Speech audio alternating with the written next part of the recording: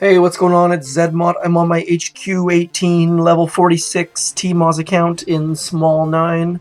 I've been requested by Sean Doherty to do a unboosted Dr. Terror run through, just for people can copy and see how I like to do it, just so they can build off it potentially. I'm in small 9. Our hashtag is up the top corner there.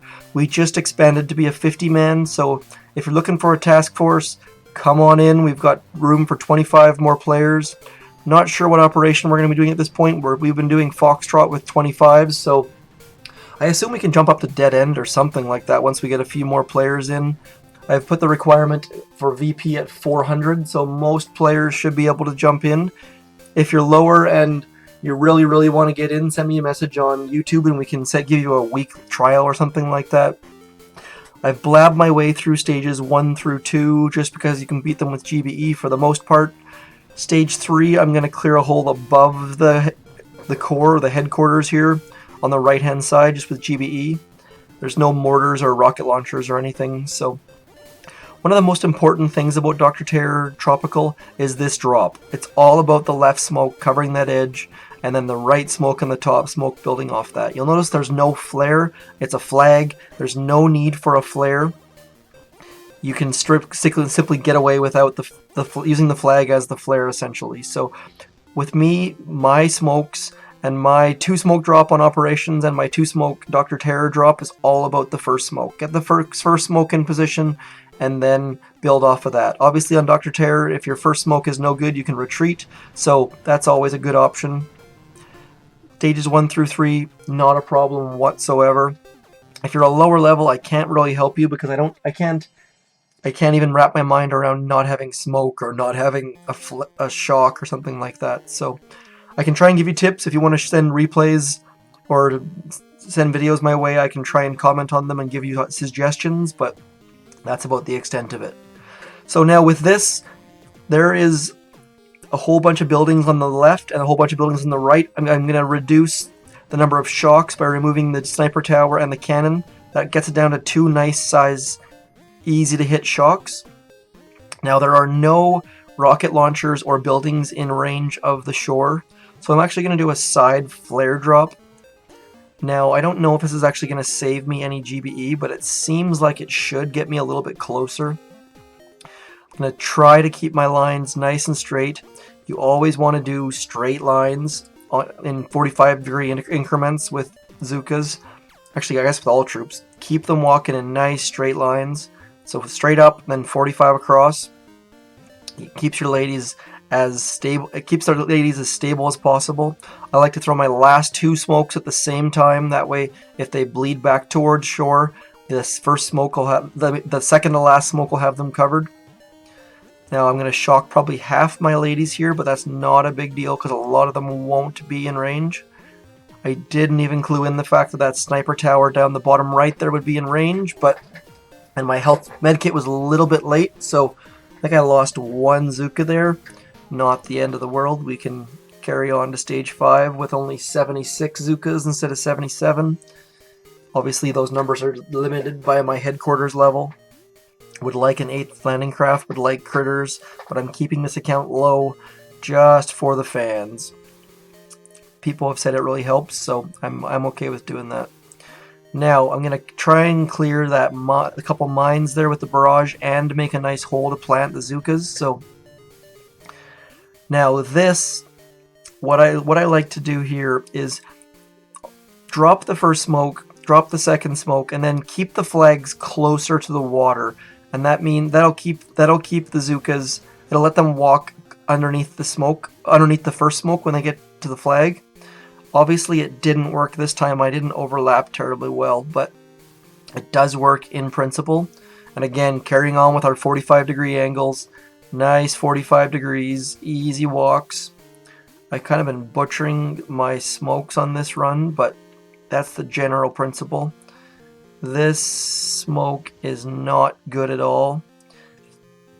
The flare was not straight up, it was a little bit to the right, so they walked around that machine gun, and then I just dropped my smoke too far to the back wall. So now I should be able to get away with 2 smokes here and a med kit.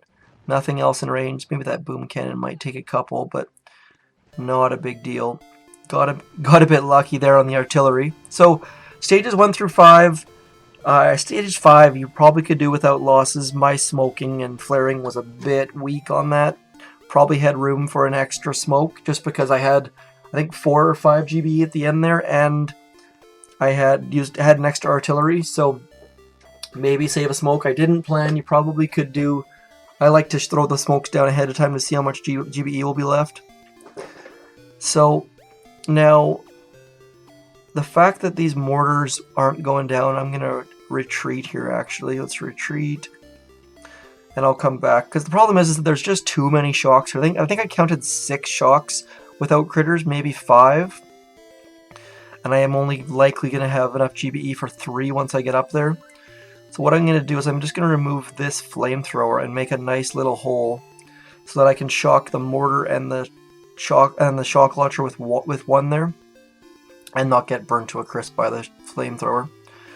Standard drop, better coverage this time. And now let's keep our straight lines going. Hopefully they funnel in. Yeah, so the fact that they're funneling in between the machine gun and the rocket launcher means I can spread my smoke a little bit further than normal. Way less overlap needed. And again, throwing the last 2 at a time so that you get a bit of coverage if the ladies leak out towards where they came from. So, decent run so far.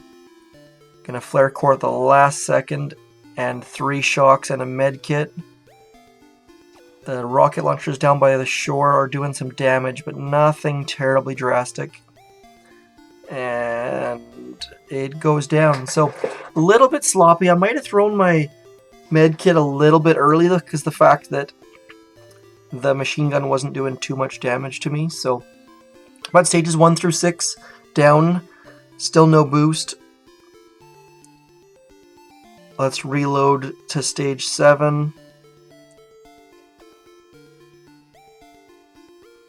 So, back to stage 7, bolts are fully loaded. And let's go. The problem with stage 7 here is that, let's use some GBE. So it only cost me 4 GBE to clear all these mines and those 2 crates, because I managed to get 6 back from that barrage. So we're in pretty good shape at this point. I'm going to do my standard drop. I'm going to try and get in that one rocket launcher's blind spot, and then we can shock all the flamethrowers and all the rocket launchers down at the shore there with 1 each. Those 3 rocket launchers at shore can be shocked with 1 shock. I practiced it a bunch of times. You should practice it as well before you do your fight, before you drop any troops. We'll see if I can do it live, but it can be done, and I would recommend practicing it and then retreating a couple times before hitting stage 7. So here we go. We're getting in by the building damage statue. Gonna flare core nice and early to try and avoid them backing into that mine. Nice centered shock between the mortar and the flamethrower. I missed the shock on that rocket launcher, but hopefully my med kits will keep me alive long enough. It needs 1 more hit. Oh, 2 more hits because the flamethrowers destroyed me. So there you go, stages 1 through 7 unboosted. I've got 41% troop damage, I believe 28%. No, maybe 30% troop health, I'm not sure. And I think 103 GBE. Again, I'm not 100% sure on those numbers, but check it out. Like I said, small 9. We have 25 spots. Please come join us. We'd love to see you. Cheers.